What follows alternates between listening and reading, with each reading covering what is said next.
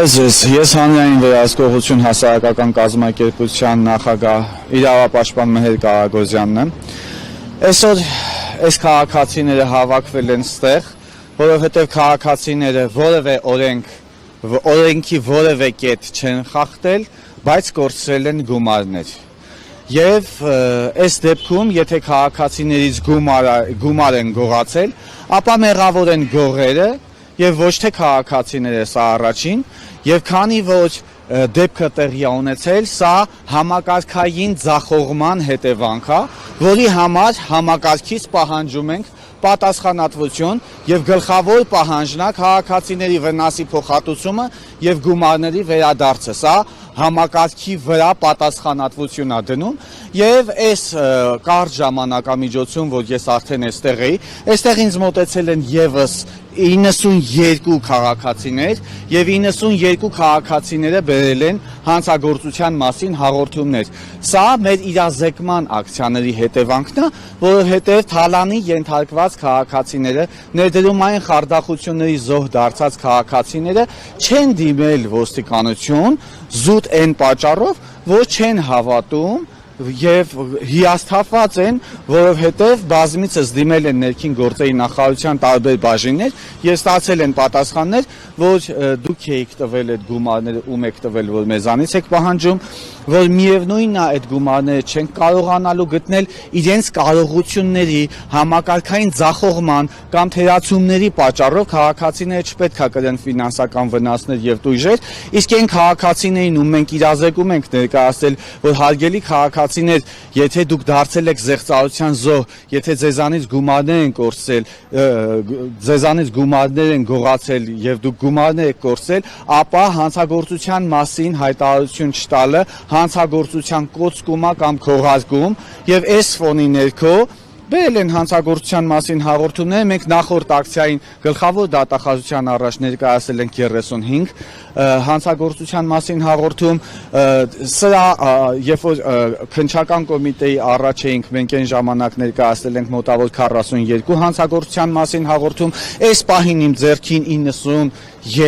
հանցագործության մասին հաղորդում կա եւ ես սպասում եմ հանցագործության մասին հաղորդումները, երբ որ լրացվեն, ելի են մեծ քաղաքացիներ մոտենալու, այդ ժամանակ հանցագործությունների մասին հաղորդումը ես մուտք կանեմ եւ այսպիսով ես ասեմ, քանի դեռ քաղաքացիների ֆինանսական իրավունքները չեն վերականգնվել, քանի դեռ համակարգը պատասխանատվություն չի ստանձնել, մենք գալու ենք մեր ակցիաներով եւ մեր հետ բերելով այսպիսի տրցակներ դիմումների, մենք համակարգերը խցանելու ենք դիմումներով, մենք պահանջելու ենք եւ այդ գումարների վերադարձը անպայման պետք է լինի եւ այդ մասով ես ասեմ, որ մենք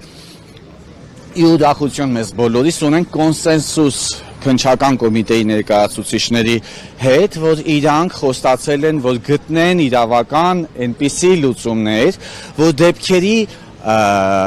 բացահայտումը եւ քաղաքացիների ֆինանսական իրավունքների վերականգնումը չպետք է կապվի իրար հետ, այսինքն կան իրավական լուծումներ եւ իրանք գտնում են, որ իրանք պետք է աշխատեն, բայց մենք չունենք համբերություն, մենք չենք սպասելու իրանց աշխատանքի արդյունքներին մինչեւ մեր կյանքի վերջը։ Պետք է այդ լուծումները պարզապես շուտ տրվի, այսինքն համակարգը արդեն իսկ թույլ տվել է թերացումներ եւ դրա հետևանքով քաղաքացիների մոտ առաջացել է համակարգի նկատմամբ անվստահություն։ Հիմա հանրային վերահսկողություն հասարակական կազմակերպության նպատակը նաեւ որն է, որ համակարգերի նկատմամբ քաղաքացիների վստահությունը վերականգնվի, համակարգի գործունեության վերաիմաստավորում ենք մենք նաեւ իրականացնում քաղաքացիների իրավունքները պաշտպանելով։ Տեսեք, դուք ասացիք, որ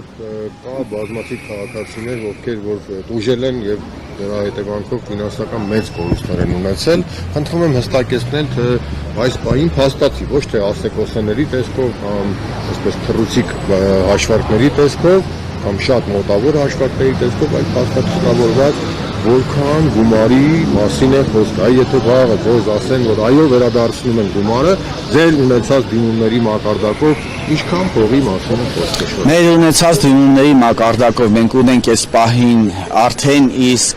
500 մոտավորապես եմ ասում ներողություն 497 դիմում հանրային վերահսկողություն հասարակական կազմակերպությանը, ոչ մեր իրավունքները խախտվել են եւ խնդրում ենք մեր իրավունքները պաշտպանեք 492-ից